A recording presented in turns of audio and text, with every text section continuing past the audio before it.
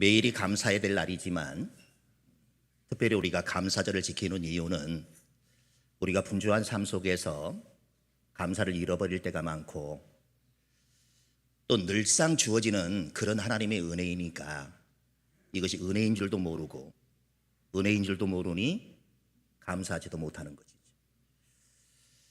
제가 기도할 때도 잠깐 그런 얘기를 했지만 그런 기도를 드렸지만 굳이 농사를 짓는 그런 시절도 아닌데 이런 맥주 감사주일이 무슨 의미가 있을까 이렇게 생각할 수도 있다라고 하는 것이죠. 그러나 기도 중에 그렇게 기도를 했습니다. 반년 동안 지켜주신 하나님의 은혜에 감사하는 절기다. 1월부터 6월까지 한번 돌아보십시오. 얼마나 하나님께서 많은 은혜를 부어주셨나. 그래서 우리는 이 맥주 감사를 통해서 반년 동안 주신 은혜를 다시 한번 생각해보고 앞으로도 남은 반년에 하나님께서 어떤 은혜를 나에게 부어주실까 그런 기대하는 마음, 사모하는 마음을 품는 그런 절기입니다. 찬양의 고백도 그랬고 여러분의 고백도 동일한 고백일 줄 압니다. 오늘만큼이라도, 아니 오늘만이 아니라 평생토록 베풀으신 은혜에 감사할 수 있길 바라고 그 감사에 보답하는 그런 삶을 살아갈 수 있는 우리 모든 성도님들이 되시길 바랍니다. 인사하겠습니다. 은혜와 평강이 성도님들에게. 아멘. 인사하시죠.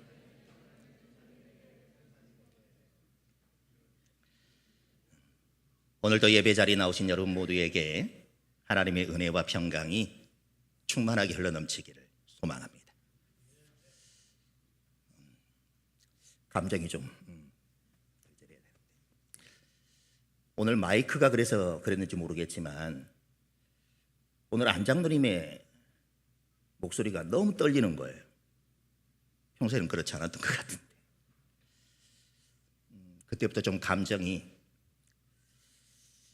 복받쳐서 일단 좀 추스르고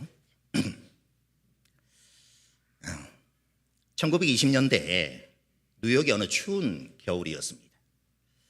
가난한 한 노인이 나는 시각장애인입니다 이렇게 적은 편말을 앞에 두고 사람들이 많이 다니는 공원에서 구걸을 하고 있었습니다. 하지만 지나가는 사람들 중 겨우 한두 명 정도만 적선을 할 뿐 그를 눈여겨보는 이가 많지가 않았습니다.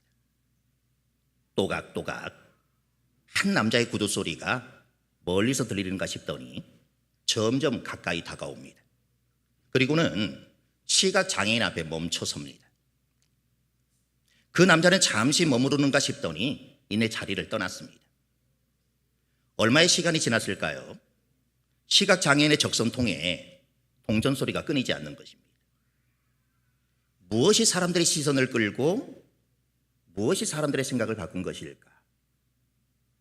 편말에는 다음과 같은 문구로 바뀌어져 있었습니다. 봄이 곧 옵니다. 그런데 저는 그 봄을 볼 수 없답니다. 글귀를 이렇게 바꿔준 사람은 프랑스의 유명한 시인이었던 앙드레 불톤이라고 하는 사람이었습니다. 봄이 주는 이미지는 따뜻함, 희망, 새 생명, 새 출발과 같은 생동감으로 사람들에게 행복을 꿈꾸게 합니다. 그런데 그 찬란한 봄을 볼 수 없다니 한없이 애초롭고 불쌍한 생각이 들 수밖에 없습니다. 재미있는 것은 시인이 쓴 문장의 순서입니다. 나는 볼 수 없습니다. 곧 봄은 오는데. 이렇게 직접 화법으로 썼다면 어땠을까요? 아, 이 사람 앞을 못 보는 사람이구나. 이렇게 싱겁게 끝나버렸을 것입니다. 봄이 곧 오는데 나는 볼 수가 없습니다. 간접 화법으로 상대편의 입장에서 봄이 주는 이미지를 극대화했을 때 아, 이 사람은 이 찬란한 봄을 볼 수 없겠구나. 이런 동정심이 생겨난다는 것입니다. 봄이 곧 오는데 나는 볼 수가 없습니다. 앙드레 불톤이 써준 이 문장은 행인들의 마음을 움직이기에 충분했다고 하는 것입니다. 영국 케임브리지 대학에서 종교학 시험을 치를 때 있었던 그런 이야기입니다. 시험 문제는 오늘 우리가 살펴보게 될 가나 혼인잔치집에 있었던 물로 포도주를 만드신 예수님의 그 기적을 신학적인 관점에서 해석해봐라. 이런 시험의 문제였습니다. 학생들은 저마다 최선을 다해 답안지를 채워가기 시작했습니다. 얼마나 시간이 흘렀을까요? 시험 감독을 하는 교수의 눈에 아직 한 글자도 적지 않고 창 밖에만 바라보고 있는 그런 학생이 보였습니다. 교수는 학생에게 말했습니다. 왜 답안지를 작성하지 않는 것인가? 학생이 대답합니다. 저는 쓸 말이 없습니다. 교수는 어이가 없었지만 기다려보기로 했습니다. 시험이 끝나기 5분 전까지 그는 미동도 하지 않은 채 여전히 창밖만 바라볼 뿐이었습니다. 드디어 강의실엔 교수와 그 학생만 남았습니다. 교수는 학생에게 마지막으로 이렇게 말합니다. 단 한 줄이라도 쓴다면 낙제는 면할 수 있을 걸세. 그러자 학생이 펜을 들고 몇 자 쓰고는 시험장 밖으로 나가버렸습니다. 그런데 그 답안지가 최우수 학점을 받았다는 것입니다. 거기에는 다음과 같은 글이 적혀 있었습니다. 물이 그 주인을 만나니 얼굴이 붉어지더라. 이 답안으로 최우수 학점을 받은 그 학생이 바로 후에 영국의 위대한 시인이 된 영국의 낭만파 시인 조지 고든 바이런이라고 하는 사람입니다. 그런데 이 일화에는 숨은 이야기가 있습니다. 사실 이 글은 바이런의 글이 아니었습니다. 알고 있었던 어떤 시를 그저 옮겨 붙인 것에 불과합니다. 17세기 영국의 서정 시인인 리처드 크래쇼가 이 기적에 대하여 쓴 짧은 시가 있습니다. 그게 뭐냐? 의식 있는 물이 그의 주님을 만나니 얼굴이 붉어지더라. 그런데 시로서는 조금 딱딱하게 여겨집니다. 그런데 라틴어로 되어 있던 이 시를 존 드라이드라는 사람이 영어로 옮기면서 이렇게 해석을 했습니다. 수줍은 물이 주님을 만나니 얼굴이 붉어지더라. 좀 더 시적인 그런 표현입니다. 이것을 바이런이 인용한 것입니다. 여러분, 물이 포도주로 변했다 이 말보다 수줍은 물이 주님을 만나니 얼굴이 붉어지더라. 훨씬 더 은혜가 되지 않습니까? 하나님이 만드신 모든 만물은 다 그 주인께 순종을 합니다. 어떠한 죄인도 인생의 참 주인이신 예수님을 만나면 그렇게 붉어질 수밖에 없다고 하는 것입니다. 누구든 인생의 참 주인을 만나면 삶의 본질이 변화됩니다. 그래서 요한복음 저자는 첫 번째 기적인 가나 혼인 잔치를 통해서 예수님이 어떤 분이신지를 우리에게 말씀해 주고 있는 것입니다. 오늘은 맥주 감사주일입니다.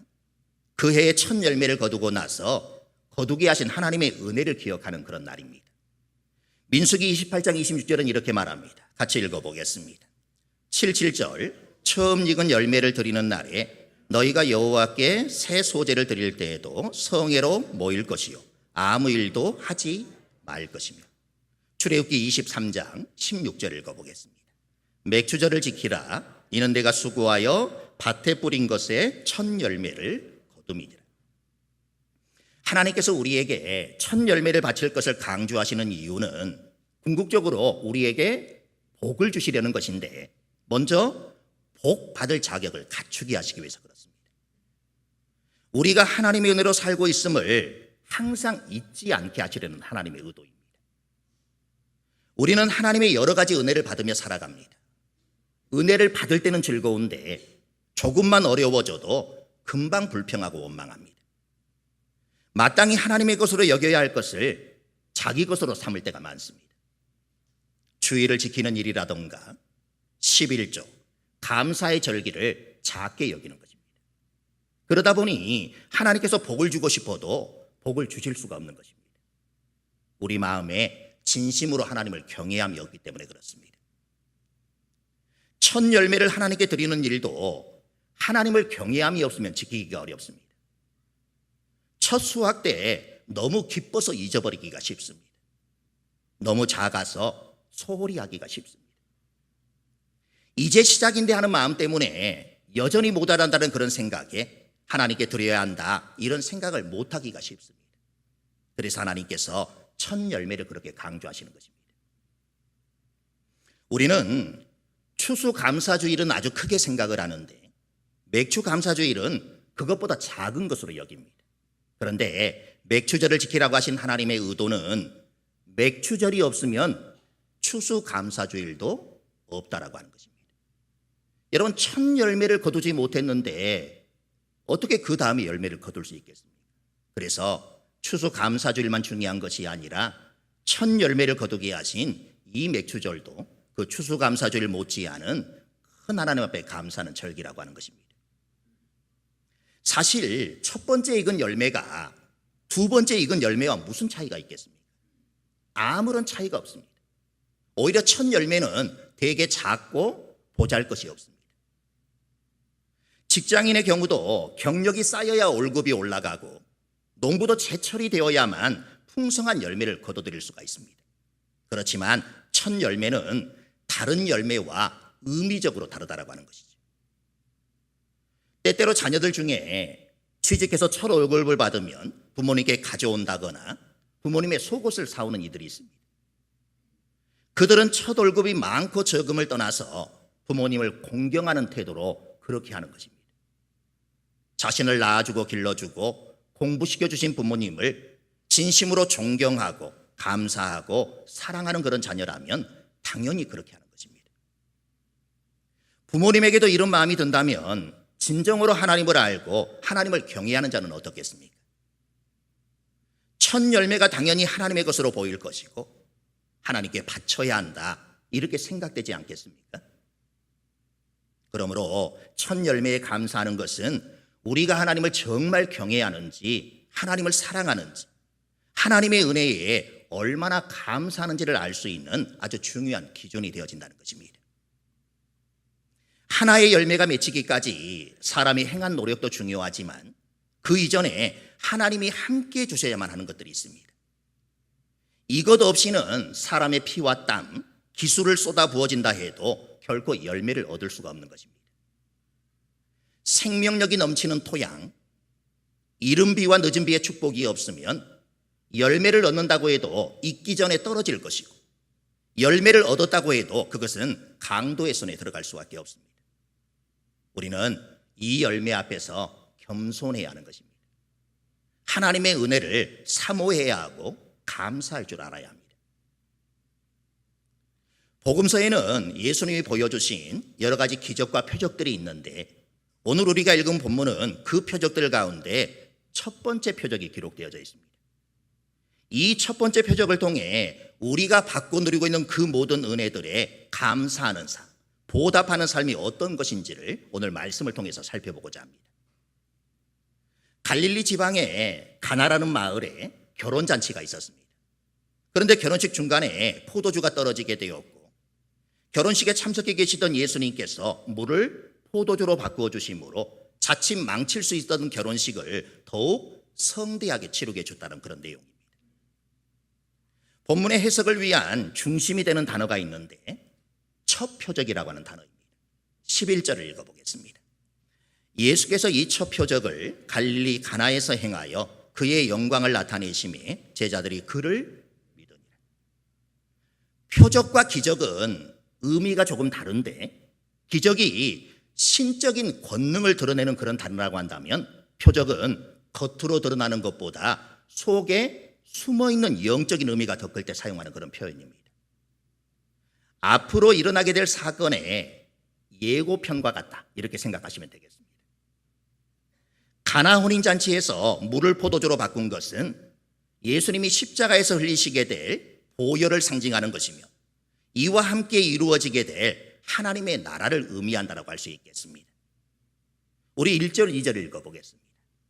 사흘째 되던 날 갈릴리 가나에 혼례가 있어 예수의 어머니도 거기 계시고 예수와 그 제자들도 혼례의 청함을 받았더니. 가나는 히브리어로 갈대의 땅이라 이런 의미를 갖는데 약하고 변하기 쉬운 사람들을 뜻합니다. 멸시받은 지역인 갈릴리에 갈대와 같이 약하고 변하기 쉬운 연약한 사람들이 가득 차 있는 그 가나에 예수님이 찾아오셨다고 하는 것입니다. 3절을 계속해서 읽어보겠습니다. 포도주가 떨어진지라 예수의 어머니가 예수에게 이르되 저들에게 포도주가 없다니. 포도주는 잔치에서 가장 중요한 그런 요소입니다. 지금이야 술을 아무 때나 살 수 있지만 예수님 당시에는 준비된 술이 없다는 것은 혼인 자체가 끝났음을 의미합니다. 음악도, 춤도, 웃음도 모든 즐거움과 흥이 깨지고 잔치가 파장되어지는 그런 순간입니다. 6절 7절을 읽어보겠습니다. 거기에 유대인의 정결의식을 따라 두세 통 드는 돌 항아리 6이 놓였는지라. 예수께서 그들에게 이르시되 항아리에 물을 채우라 하신즉 아기까지 채우니. 여기에 나오는 돌 항아리는 약 700리터의 물을 담을 수 있는 아주 큰 항아리였습니다. 그런 항아리가 6개나 되었으니 엄청난 양의 물을 담을 수 있었을 것입니다. 굳이 연구해보지 않더라도 당시 상황은 수도시설이 있을리 만무하므로 700리터나 되는 항아리 6개에 사람의 손으로 물을 길어서 채운다라고 하는 것은 상당한 수준의 노동임을 알 수가 있습니다. 여기서 우리가 한 가지 질문을 가질 수 있는 것은 왜 주님은 포도주 항아리에 물을 담으라 말씀하지 않고 정결의식을 행하는 항아리에 물을 담으라고 하셨을까? 예수님은 하인들에게 텅 빈 포도주 통이 아닌 정결의식을 행하는 항아리에 물을 채우라 이렇게 말씀하신 후 그것을 포도주로 바꿔주시는 쪽을 선택했다는 것입니다. 항아리에 담겨져 있던 물은 잔치에 참여하는 사람들의 손을 씻는 수단입니다. 사람들이 먹을 물을 넣는 그런 통이 아니라고 하는 말입니다. 그럼에도 예수님은 그 항아리에 물을 채우라고 말씀을 하십니다. 왜 그러셨는지 궁금하지 않으십니까? 궁금해야 하는데. 그리고 궁금해야만이 물과 포도주가 무엇을 뜻하는지 여러분들이 분명하게 파악할 수 있기 때문입니다. 정결의식은 율법을 상징하는 것이며 정결의식에 사용되는 물로는 사람의 손의 더러움만 씻어줄 뿐 사람의 영혼은 씻어줄 수 없다는 것을 의미합니다. 그런데 붉은 포도주가 상징하는 예수님이 장차 흘리실 거룩한 보혈만이 우리의 영혼의 더러움을 정결케 하실 수 있음을 말씀한다고 하는 것입니다. 또한 율법에 의한 기쁨은 결국에는 한계를 드러내고 만다는 것을 의미하며 보혈로 말미암아 죄 사함을 얻을 때 진정한 기쁨과 평안이 넘치게 된다는 것을 말씀하고 있습니다. 이 사건을 단순한 기적이 아니라 표적이라 이렇게 말한 의미가 바로 여기에 있는 것입니다. 8절을 읽어보겠습니다. 이제는 떠서 연회장에게 갖다 주라 하심에 갖다 주었더니. 연회장은 잔치를 진행하는 역할을 맡은 사람입니다. 이 사람의 임무 가운데 하나는 잔치에 제공되는 음식을 먼저 맛본 후에 하객들에게 나누어주는 그런 일입니다. 따라서 연회석상으로 음식을 나르는 사람들은 먼저 그 음식을 반드시 연회장에게 갖다 주어야만 합니다. 하인들은 그분의 지시에 따라 그것을 떠서 연회장에게 갖다 주었습니다. 우리는 이 잔치에서 눈여겨볼 사람들이 있습니다. 바로 하인들입니다. 그들은 마리아로부터 그분이 무슨 말씀을 하시는지 그대로 하라는 그런 지시를 받았기 때문에 그분이 어떤 말씀을 하실까 그분의 입을 주시하고 있었습니다. 그때 마침 예수님이 그들에게 입을 열어서 이렇게 말씀합니다. 항아리에 물을 채우라. 아마도 집에서 이 일을 도맡아하는 하인들로서는 이해가 가지 않는 그런 명령이었을 것입니다. 모든 하객이 이미 손을 씻고 입장한 상황에서 손 씻을 물, 즉 정결의식에 사용하는 항아리 6개의 물을 가득 채우는 일은 여간 이상한 일이 아닐 수 없다는 것입니다. 또 평소에 포도주를 만드는 일도 아마 하인들의 몫이지 않았겠습니까? 그들은 누구보다도 포도주가 만들어진 과정을 잘 알고 있지 않았겠습니까? 혹은 예수님을 오해할 수도 있었을 것입니다. 잔치가 무르익었고 사람들이 취했으므로 물을 먹여도 취한 사람들은 모를 수 있겠다 이렇게 생각할 수 있다는 것입니다. 그래서 하인들은 예수님께서 혹시 임기응변을 발휘하는 것은 아닌가 이렇게 생각할 수도 있었을 것입니다. 하지만 본문을 보면 하인들은 순종했고 그 표현으로 뭐라고 얘기하느냐, 아기까지 채우니 이렇게 말합니다. 항아리를 물로 채우는데 대충 채우는 것이 아니라 항아리에 아기까지 물이 차오르도록 그들이 할 수 있는 최대한의 순종을 했다는 것입니다. 하인들은 그분의 지시에 따라 항아리 아기까지 물을 채웠습니다. 6개의 항아리에 물이 다 채워지자 예수님은 다시 지시를 내리십니다. 이제는 떠서 연회장에게 갖다 주라. 물이 언제 포도주로 변했는지 알 수 없지만 만약 연회장에게 가져다 주는 그 과정에서 그렇게 되었다면 그것을 지시하신 예수님께 토를 달거나 이의를 제기할 만도 합니다. 그들이 물을 뜰 때까지는 아직 변하지 않았기 때문입니다. 왜 정결의식을 행하는 항아리에 물을 부으라고 하느냐? 통에 들어있는 것은 분명 물인데 왜 그것을 떠다가 연회장에게 주라고 하느냐? 하지만 본문 속에는 그런 내용이 전혀 소개되어 있지 않습니다. 그들은 자신들에게 내려진 지시에 토를 달거나 이의를 제기하지 않았습니다. 여기서 우리는 순종이라고 하는 단어에 대해 좀 더 생각해 볼 필요가 있습니다. 순종함에 있어서 적당한 수준의 순종이 필요 없습니다. 자신의 지식과 추측으로 순종의 정도를 결정하는 순간 그것은 이미 온전한 순종이 아니게 되는 것입니다. 자신의 생각 그리고 그 생각에 타협된 순종이 아니라 때론 이해되지 않더라도 그저 따르는 것, 사실 우리에겐 그러한 순종이 필요하다는 것입니다. 현대 사회는 점점 지식 수준이 높아지고 있습니다. 게다가 개인주의마저도 팽배해져서 자신의 의견을 자유롭게 표현하는 것을 점점 중요시 여기고 있습니다. 이러한 때에 이러한 순종은 쉽지 않지만 그럼에도 불구하고 우리가 추구해야 할 그런 순종은 바로 오늘 본문의 하인들이 한 그 순종이 우리에게 필요하다고 하는 것입니다. 예수님은 첫 표적을 행하실 때 자기 혼자서 하지 않고 하인들과 더불어 하셨습니다. 예수님의 지시에 따라 온전히 순종한 하인들은 물이 포도주로 변하는 광경을 목격하였고 그 첫 번째 표적의 증인들이 되는 축복을 누리게 되었습니다. 다시 말해서 하나님의 영광을 눈앞에서 생생하게 경험하게 되었다는 것입니다.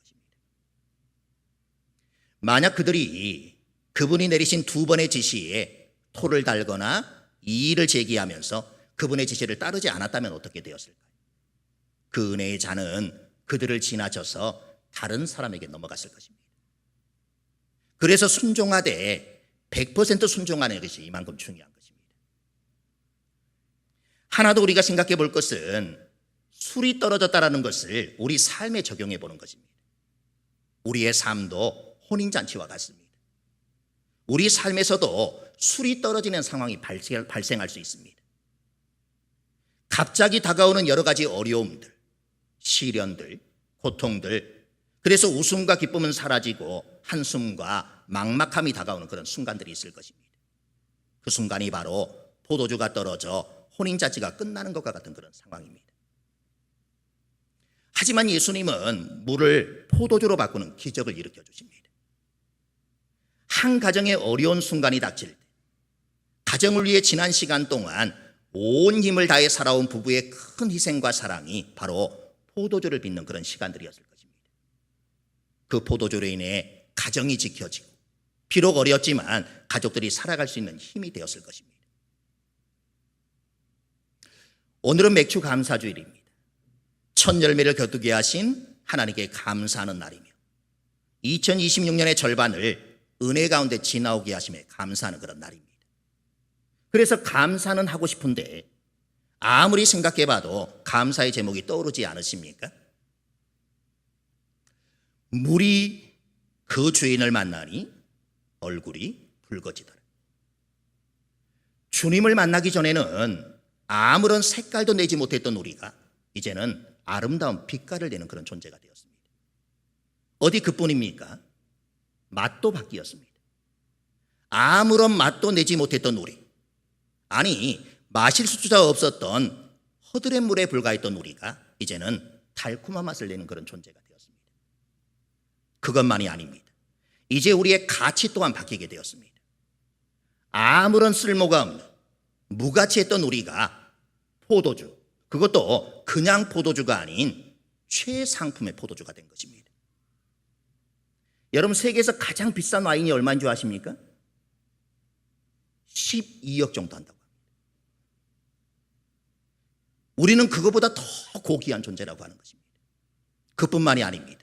우리의 위치도 바뀌었습니다. 발 씻는 물은 어디에 있습니까? 문 밖에 있습니다. 그런데 이제는 포도주가 되어 어디에 있습니까?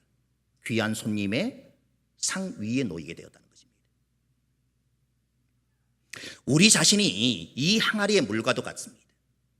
물론 그 물은 특별한 물이 아니었습니다. 마시지도 못하는 허들의 물에 불과했습니다. 하지만 그 물이 예수님을 만나 포도주로 변하는 기적을 경험함으로 세상에서 가장 맛있는 포도주가 될 수 있었답니다. 여러분, 이것만으로는 감사의 제목으로 부족하십니까? 이 정도면 감사하기에 충분하지 않습니까? 사랑하는 성도 여러분, 얼굴이 누렇게 뜨는 것은 간 혹은 담낭 부에 이상이 발생했을 때 체내 노폐물과 유해 물질이 해독이 잘 되지 않아 간 기능이 저하되면서 나타나는 현상이라 이렇게 말합니다. 얼굴이 푸른색을 띠는 것은 건강이 나빠서 혈중 산소 공급이 부족하기 때문이라 이렇게 말합니다. 물이 주인을 만나 색이 변하는 것처럼 삶의 주인 되시는 예수님을 만나면 얼굴빛이 변하게 되는 것입니다. 사람은 마음속으로 행복할 때 얼굴이 붉어진다라고 합니다. 그리고 이 붉어짐을 통해 상대방에게 자신의 진심을 보여줄 수 있고 공감과 신뢰를 형성한다, 이렇게 얘기를 하고 있습니다.